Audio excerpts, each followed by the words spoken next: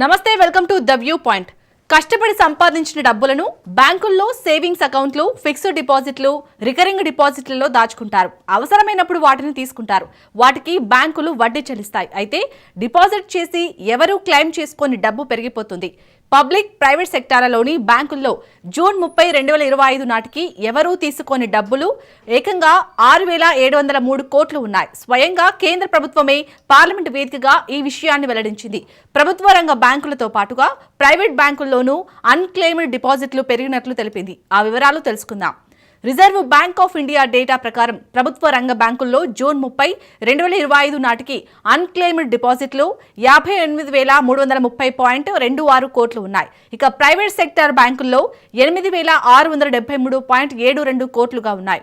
ఇక ప్రభుత్వ బ్యాంకుల అన్క్లెయిమ్డ్ డిపాజిట్ల విషయానికి వస్తే స్టేట్ బ్యాంక్ ఆఫ్ ఇండియా 19,329.92 కోట్లతో అగ్రస్థానంలో ఉంది.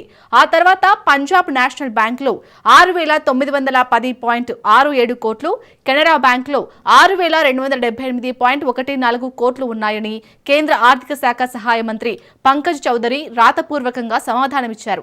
ఇక ప్రైవేట్ సెక్టార్ బ్యాంకుల విషయానికి వస్తే ఐసిఐసిఐ బ్యాంక్ 2,063.45 కోట్లతో టాప్ లో నిలిచింది.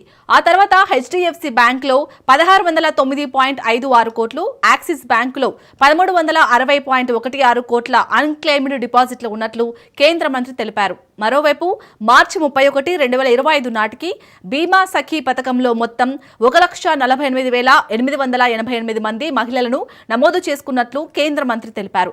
అందులో 15% అంటే 13,528 మంది మహారాష్ట్ర, 8,964 మంది మధ్యప్రదేశ్ కి చెందిన వారే ఉన్నట్లు చెప్పారు.